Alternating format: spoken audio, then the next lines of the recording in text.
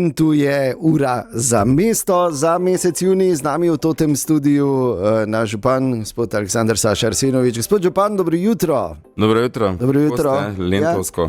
Ja. To je to, vsi smo malo zmučkani, zdaj ko je lent. Lenta te kaj mimo grede? Ja, dosti, kar opazujem, kako deluje ta nov oder. Pri hiši najstarejše trte. Je, lušen, ja. Deluje dobro v prostoru.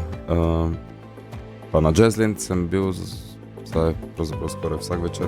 No, super. Ja, pa potem so afteri, ne? Pa od zadnje afteri, pa to pa ne gre. Med tednom pa ne gre, ker je treba zjutraj priti vse na radio. Ja, absolutno. Tako. Ok, pa najbolje, da se kar lotiva, ker nekaj vprašanj so poslali naše poslušalke in poslušalci. Pa kar začnimo, Ksenija denimo sprašuje, kdaj boste postavili M-Bike v Melju. Vsaj nekje v začetku Melja, medtem pa poslušalec Mitja dodaja, da pogreša tudi kakšno M-Bike postajo v Radvanju. Kdaj bo kakšne širitve? Pogrešamo jih še vsaj enih 40 v mestu. Okay.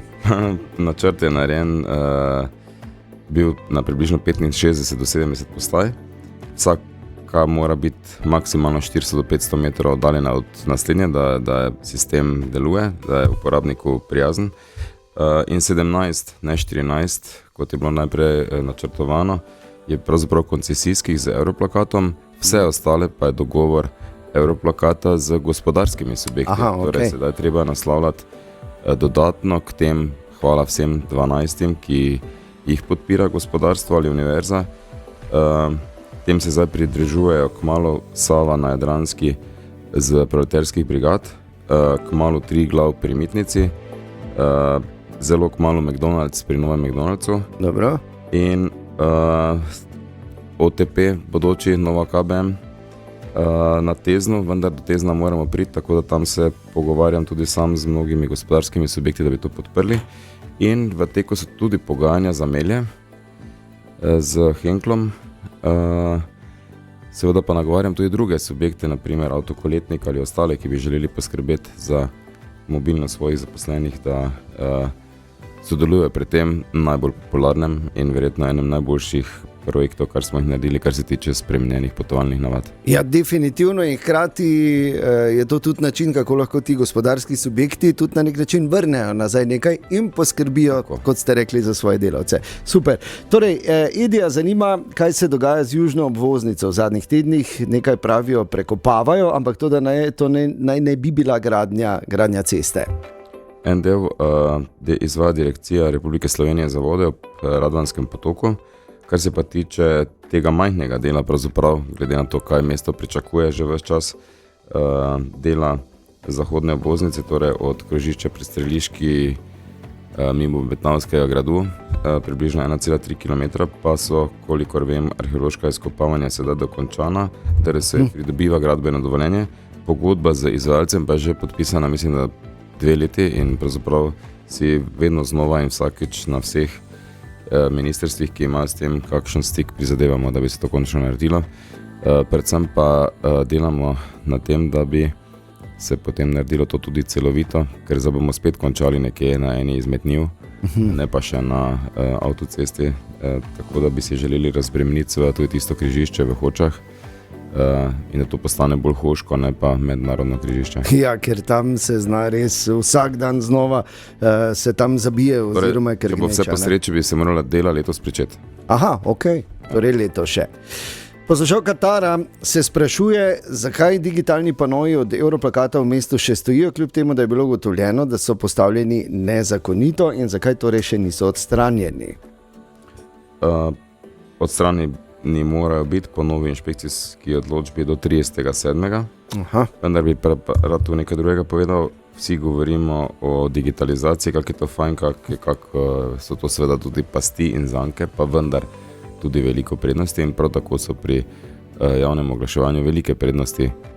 Manj dela, večja frekvenca, nižji strošek, manj papirja, pa predvsem tudi več pobranih taks za oglaševanje na digitalnem oglaševanju za mestno občino Maribor, iz katere lahko pač gradimo to, kar si želimo, da bi pa mi postali unikum na svetu, ker se več ne bi nič oglaševalo. Tega si seveda ne želimo, ker gospodarstvo pravzaprav za svojo dodano vrednostjo financira vse druge vsebine. pa tudi tukaj zadaj je cela industrija mnogih zaposlenih v Sloveniji, ki delajo v tem zunanjem oglaševanju. Je pa seveda treba narediti to tako, da bo volk sit in koza cela, pomeni najti točke, ki so primerne za to, in kar se tiče prometne varnosti, in kar se tiče umeščanja v prostor, in tako da bomo morali iti skupaj verjetno na sprehod z Zavodom za spomeniško varstvo in Europlakat, tako kot so to naredili v Ljubljani. Bi pa samo rekel, mogoče samo za potrebe te debate, so starejša mesta ali pa večja mesta, kot je Maribor, pa imajo tudi na vseh največjih trgih vse v Lediodah, da ne govorimo o Times Squareu, Trafalgar Squareu. Sveda ni fajn, no to smo hotel reči, ne. Da je treba najti eno zdravo mejo. Nekako pa je treba omogočiti tudi gospodarstvo, da se pokaže, vendar ne tako, da moti ali vetuto mesta ali pomembne stavbe ali pa preveč odvrača pozornost od varnosti v prometu. Absolutno. Okay. Zakaj še do danes ni bilo primopredaje vojašniškega trga in ulice, saj delavci Nigrada ne morejo popravljati luči, če ni primopredaj, pravi Damir. Ob tem pa ga zanima še, kako to, da ima Lutkovno gledališče kartico za 24-urni dostop, domačinom pa se ta omejuje oziroma morajo za vstop plačevati.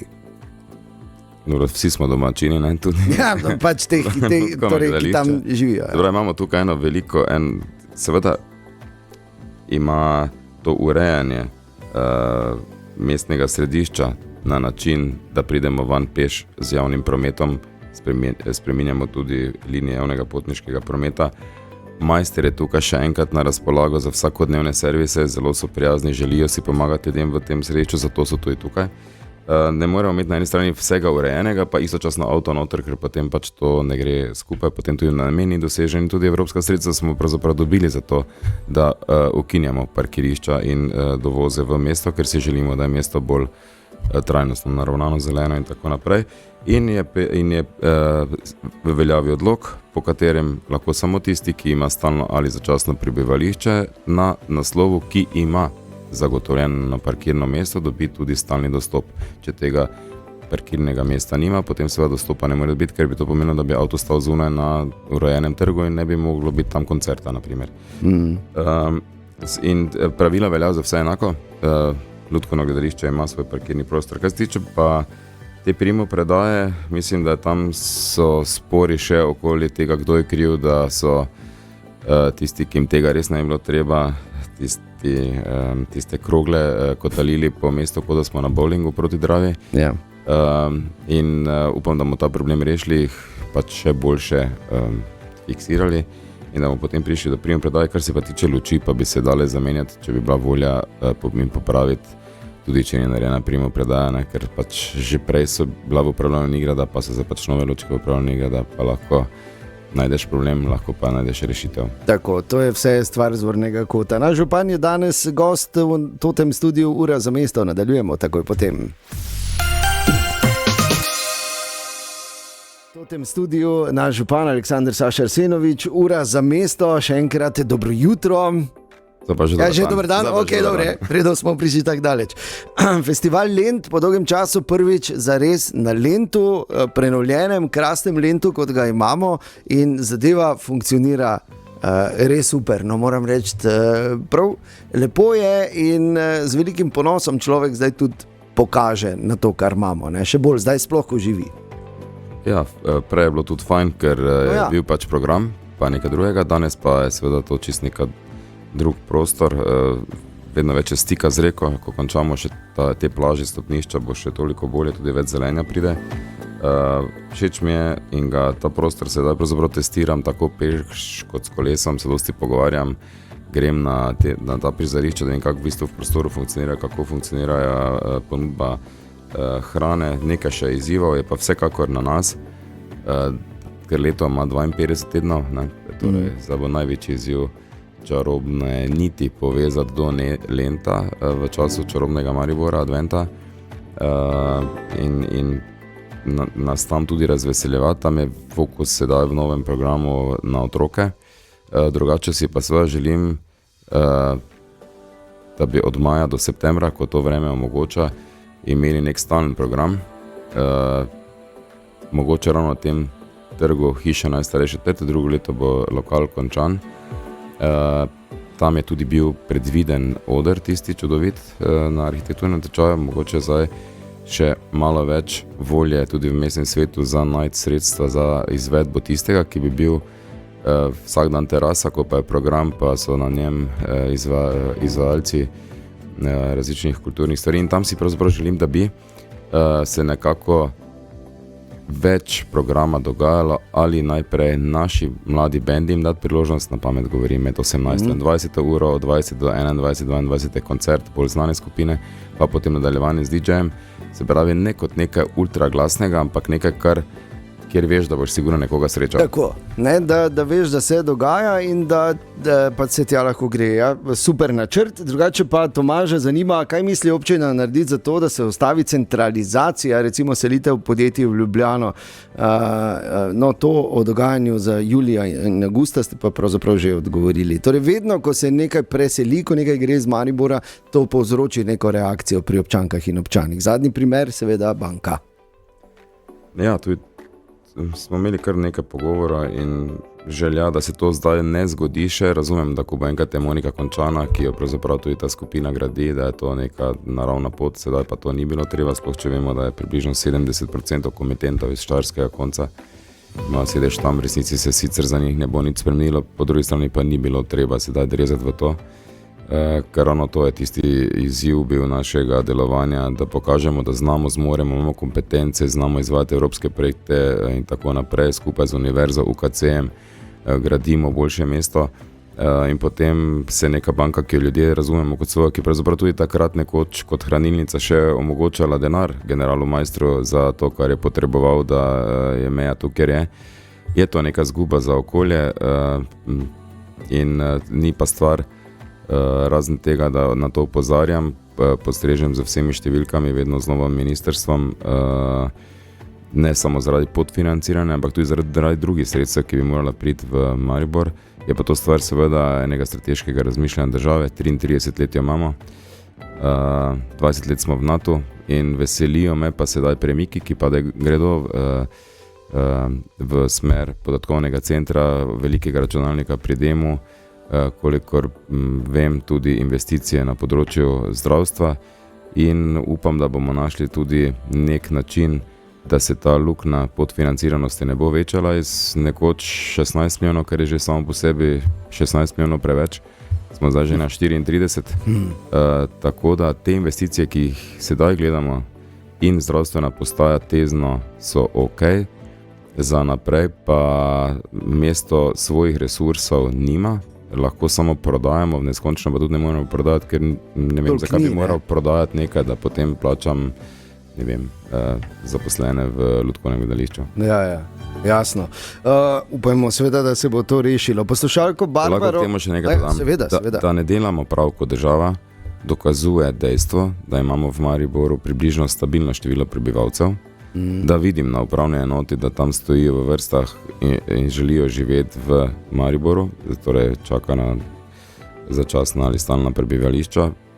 To se pravi, da nekdo odhaja. In moti pa me, da kljub temu, da imamo v mestu med 15 in 20 tisoč študentov, da ti v tem okolju, širše ni nujno Maribor, lahko je regija, Podravje, Štajerska, Pohorje, ne najdejo zaposlitve. Se pravi, mi bi zaradi tega, ker je univerza tukaj morali organsko po naravni poti rast, ker so študenti to 4 leta in končajo šolo in so se navadili na okolje, mogoče celo zaljubili in razmišljajo o družini. Očitno nekaj ne delamo, kar se tiče delovnih mest, kot skupnost, kot država, mislim prav. Ok, lahko Maribor tu kot tak kaj naredi?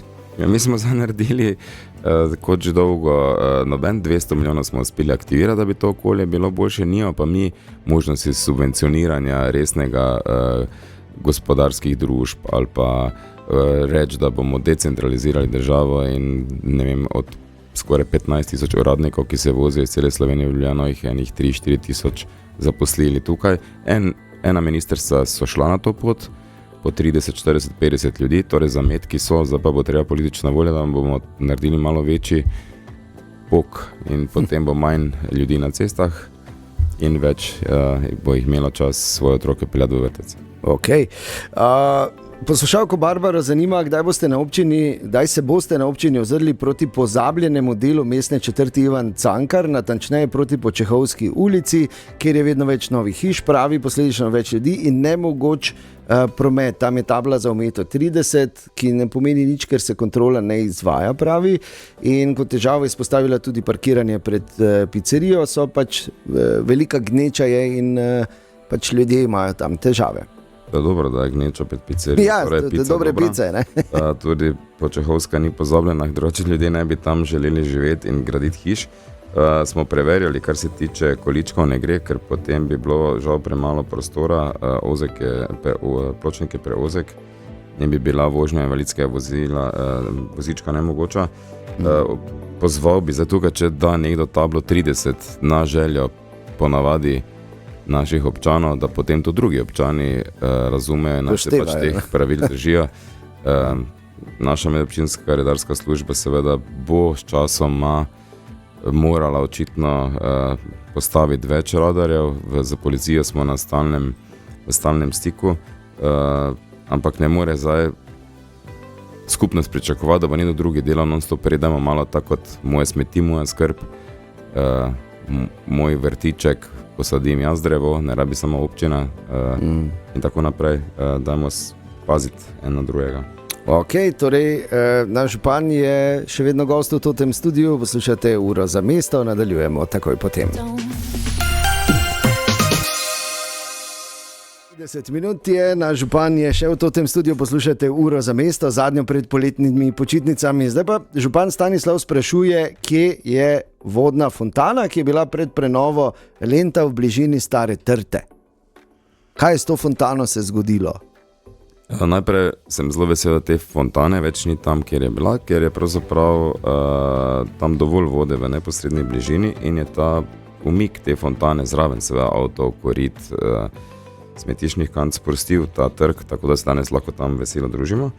Drugače pa je to del umetniškega projekta EPK 2012 in seveda si zdaj želimo in se pogovarjamo z mestnimi četrtmi, krajevnimi skupnostmi, ki si jo ene dve vsaj želita, kje bi bilo najbolj prav, da jo čim prej postavimo, sedaj pa je trenutno na Nigradu na Varnem. Skratka, ni uničena, pač je deponirana in čaka na novo. Ne, nima take vrednosti kot naše skulpture iz bakra, tako da še niso pretopili. Damjana in Bronijo zanima, kdaj se bo začela izgradnja vodovodnega omrežja za Bresternico Šobergaj nad Mariborom, kjer je bilo obljubljeno že nekaj let nazaj, pa še vedno se nič ne dogaja. Imamo fontane, pravijo, oni pa nimajo vode, kar je ker neuravnovešeno, bomo rekli, oziroma ni nekega ravnotežja, ko razmišlja človek. Če razmišlja tako, da hoče koga jezit, ne? Ja, tako. Seveda si želimo, da bi prišla voda do vsake hiše, smo tudi na dobri poti. Habakuk 2 gre za, mislim, Razvanje 2 gre v izvedbo. Tam smo dali vlogo za sofinanciranje državo, vendar je bila zaradi razpršenosti hiš, torej ekonomske neupravičenosti, tudi država gleda na to, izgradnje vloga ni bila odobrena. Smo pa v letu 2025 planirali sredstva za izgradnjo dela vodovoda, ki je pokril večino gospodinjstev na tem območju. Upam, da bomo našli neko rešitev, ki so jo na uradu in naš podžupan našli, ki je bistveno cenejša in bi lahko v bistvu to bilo narejeno. Upam, da bo uspel ta projekt. Ok, držimo pesti, da bo to res čim prej urejeno. Gospod Janez sprašuje, kdaj bodo nekoliko resneje kosili travo povsod v vseh delih mesta in urejali žive meje. Pravi, da nekatere travnatne površine so kar v slabem stanju. Hkrati pa sprašuje, zakaj vi nimate enkrat na teden recimo odprtih vrat za občane, kar je praksa v nekaterih občinah. Ker imamo uro za mesto. Prehoda župan se dosti sprehaja in me to ravno tako zelo veseli in je moj telefon poln slik neurejenega. Bi pa zdaj ta trenutek izkoristil za to, kar sem že lani pozival, potem ko sem prazno Nigradove velike kanalizacijske otoke, vej, da bodite pozorni, drage meščanke in meščani, ko prihajajo poletna neurja, najprej veter polomi veje, listje zamaši odtoke in potem imamo vodo tam, kjer ne bi bilo treba imeti, in to ne more narediti Nigrad, po celem mestu lahko naredimo prebivalci sami. Seveda pa imamo želja, da bi bile zelene površine boljše urejene, rešujemo na način, prej smo na 3 naslovih, pa tudi sam nisem vedel, koga naj pokličem, torej Snaga delno, Nigrad delno in režijski obrak delno. Sedaj vemo vsi, da je za to odgovoren zeleni del na Nigradu in je treba njih naslavljati skupaj z mano, upam, trudijo se, vse, ki jih srečam, delajo to z veseljem, zaposleni sami, tehnike je dovolj, je pa mesto tudi veliko, tako da verjetno treba kdaj malo počakati, koliko vidim, vedno delajo. Ok. Stankota zanima, kaj se bo zgodilo z ladjico, ki je parkirana za Mariboxom in kako boste poimenovali Novo Brv. Novo Brv že ima ime, ne? Piše celo na njej, da je to splavarska Brv. Okay. In memorijam tistim, ki so pravzaprav pomagali, da se je mesto sploh začelo tukaj razvijati in kjer je nastalo pristanišče. Kar se tiče ladjice, je to stvar občutka ali ne občutka gospoda Krajnca, ki je lastnik, ker je najprej to železje imel pač predolgo v vodi. Hvala Bogu, predstavljate si, da bi danes to tam bilo noter, sem zelo vesel, da ni. In očitno ni zmogel je predstaviti dalje, kot pa da nas vse skupaj jezi sedaj na Nabrežju. Upam, da bo čim prej odstranil, to moti tudi lastnika zemljišča, kar v tem primeru žal ni občina. Zgleda, da rabi spomenike. Skratka, morajo se to dogovoriti lastniki zemljišča in lastniki ladjice. Tako. Okay. Piše takole Anja, da se je festival Lent v mestu izkazal, da je pač zdaj ta lentovska promenada super, da je končno spet zaživela. Pravi, da morda manjka še kak dodaten food truck, morda ne v takšni meri, kot je bilo včasih, ampak da bi bilo vseeno morda še več ponudbe za sprehajalce. Ja, sprehajalci bodo morali tudi malo večji meri odpreti denarnice, da bodo ponudniki z veseljem, ti, ki so tokrat poskusili, spet se vrnili in širili glas, da se da tukaj preživeti, če prideš delati. Po drugi strani sve zatestiramo to območje, kako bo in kar se tiče prometu in kako ga bo ljudje vzeli, sprejeli. Vsebinsko je v redu, včeraj zvečer ob 11:30 je bilo še vedno zelo veliko ljudi, tako na promenadi kot v gostinskih lokalih, ki tam so celo leto, ki so morali kar dolgo čakati, da se je to vse skupaj uredilo in sedaj sem vesel, da dobro delajo. Izziv je kar precej ali narediti ločene lokacije, kjer je v bistvu kot neki food corner. Razmišljamo to, kje bi to lahko bilo, da ni preveč odročno, da je nekje na poti. Ne želimo si zastirati pogleda na reko, ker smo ga zdaj končno dobili na mesto avtov. Jaz bi rekel, da to je en proces. Želja pa je seveda, da bi se več tam družili tudi zaradi različnih vsebin, sedaj na tem novem trgu, hiša najstarejše trte. Pravzaprav imamo zdaj tam 3 prizorišča, kulturna četrt Minoriti, ki je v bistvu v zaprtem delu ali pa delno odprtem auditoriju. In vodni stolp bi moral tudi vsebinsko, če je že razglašen za kulturo, ne vem sicer zakaj točno, bi moral tam najemnik pravzaprav zahvaliti pa mestu poskrbeti za celoletni program. Za neke vsebine. Ok, poslušalka Marta pravi, da, zdaj smo pa pri pekarni, da pekarna s hrupom izredno moti stanovanjsko, šolsko in zdravstveno sosesko, sredi katere je, in sprašuje, kdaj se bo zgodila ta napovedana selitev.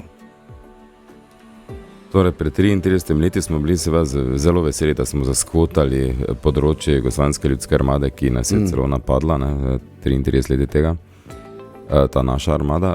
Danes pa je situacija tam seveda čisto spremenjena, če bi pogledal sliko iz aviona, drona, helikopterja, nekoč ali pa danes, je tam pravzaprav naša os znanja in ni nobenega razloga, da ne bi kreativne kulture selili, ker sama sebe imenuje kreativna in je tudi financirana v največji meri iz proračuna mestne občine Maribor. Na drug del mesta, ki ga je treba ravno tako oživiti, to je prej industrijski, kmalu pa upam novo mesto Maribor v Melju. Tako da upam, da bomo končno lahko šli z deležniki tam na en prijateljski ogled potencialov, ki jih ponuja MTT, vse hale tam, po zgledu bistveno bolj razvitih mest, ki to počnejo ne v kasarnah, ampak v opuščenih industrijskih halah, ki so kot nalaž za to. Prijavili se bomo tudi na en razpis na Ministrstvu za kulturo in upam, da uredili tisti največji objekt, kjer je bil Eko 8.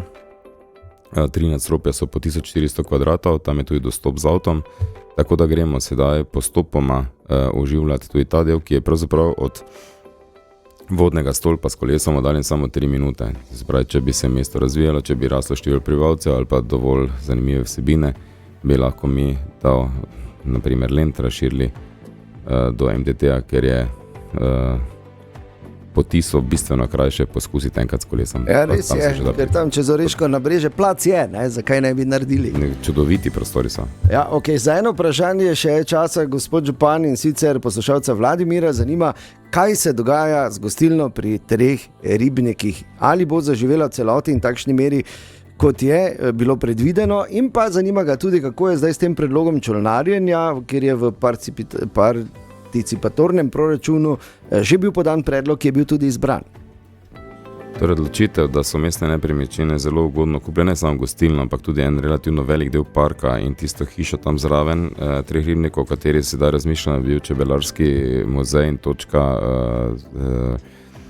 te vsebin, je bila pravilna, sploh ko razmišljamo o tem, da je to kot neka vstopna točka za nekaj, kar se mora nekoč zgoditi še na piramidi, po katerega gradu nosi naše mesto ime, ne, Mark Purgi. Ja. Tako strateško je to vredo, vmes je bil COVID, veliko timov v hospitality biznisu je razpadlo, tako da je zdaj izziv najti najemnika in pozivam seveda tudi po tej poti sedaj vse, ki bi se želeli ukvarjati z čudovitim gostinstvom na tako neverjetno privilegirani lokaciji ob ribniku v zelenem delu s parkiriščem, da se javite na mestne nepremičnine, vzamete to v najem, mestne nepremičnine sedaj tisto staro opremo dajo ven, tam je potrebna nova kuhinja, tu lahko še mesto pomaga, potem pa bo treba zavihati rokave in dati vsebino, se pravi razpise več čas zunaj, iščemo najemnika. Pa čolnarjenje? Je povezano s tem, se pravi čolni so tukaj, pravzaprav smo upali, da bo to opravlja tudi tak, ki bi vzel v najem gostilno, ker bi to bila njegova komplementarna dejavnost, da je pa za nekdo lahko preživel na način, da bi oddajal čolne tam, pa ne gre. Verjetno je iluzorno za pričakovati premajhen ribnik. Dobro, gospod župan, hvala lepa za vaš čas danes, za uro v mesto. Že moram iti. Čas je. Lepo poletje želimo, dopust je splaniran. Ja, seveda je splaniran. No, lepo. Ja. Tako da ne bom slikal skuteristov med 3. in 18. Ok, vredno, tako da veste. Hvala lepa, gospod župan, še enkrat in lepo. Hvala lepa, lentamo skupaj, še čudovit program vabim nanj in seveda navijemo v ponedeljek skupaj v mestu, za premagamo ne samo Portugalsko, ampak še Ronalda. Ja, res je, pa vsa pričakovanja nogometne Evrope. In res veliko spoštovanje našemu Matjažu Keku, ki uspe tako motivirati in povezati te naše nogometaše vsaka čas, vsem, ki tam zadaj stojijo, in res velika zgodba. Ja, se te znamo v našem mestu nekaj narediti, ne? Ja. Tvoj radio.